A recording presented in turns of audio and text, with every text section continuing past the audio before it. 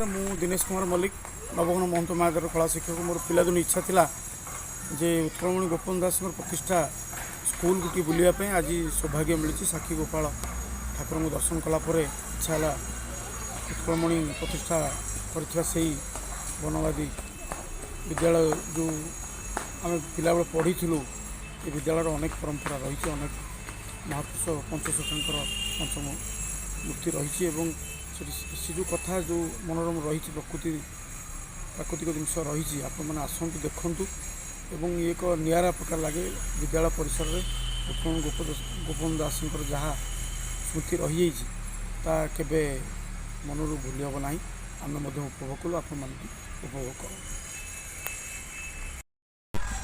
नमस्कार, मैं शिक्षयित्री नलिनी प्रभा दास श्रीमंत सरकारी उच्च विद्यालय कल्याणपुर भारप्राप्त प्रधान शिक्षयित्री।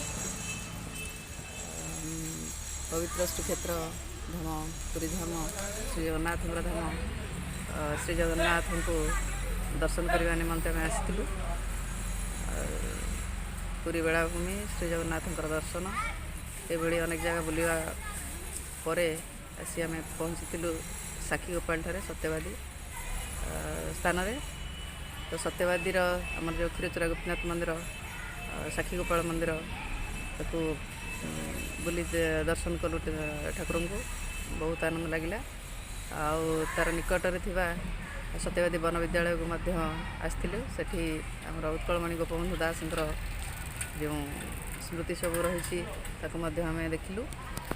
विशेषकर बहुत खुशी लगिला पंचशंखांकर प्रतिमूर्ति ये स्थापित अच्छी से गोपबंधु समयर जो बोध हुए आम अनुमान करुचु चालघर रही वन विद्यालय स्मारकी बोली लिखा जाटा हूँ विशेष आकर्षण कथा। तेणु ये सब बुली देखला फल कि बहुत भल लगिला। पंचशंखांकर जुग जहाँ कि आम बहीपत्र पढ़ुलु अन्य शुणुलु जहाँ भी कथा ये प्रकृत में आम ताहा देखा पाइलु। बहुत खुशी लगिला। आप मैंने आसतु निश्चित भाव में से पूर्वर स्मृति आम महापुरुष मान स्मृति को मन पकड़ा और से पदांक अनुसरण कर आम जीवन क्षेत्र में अग्रसर होगा। जय जगन्नाथ।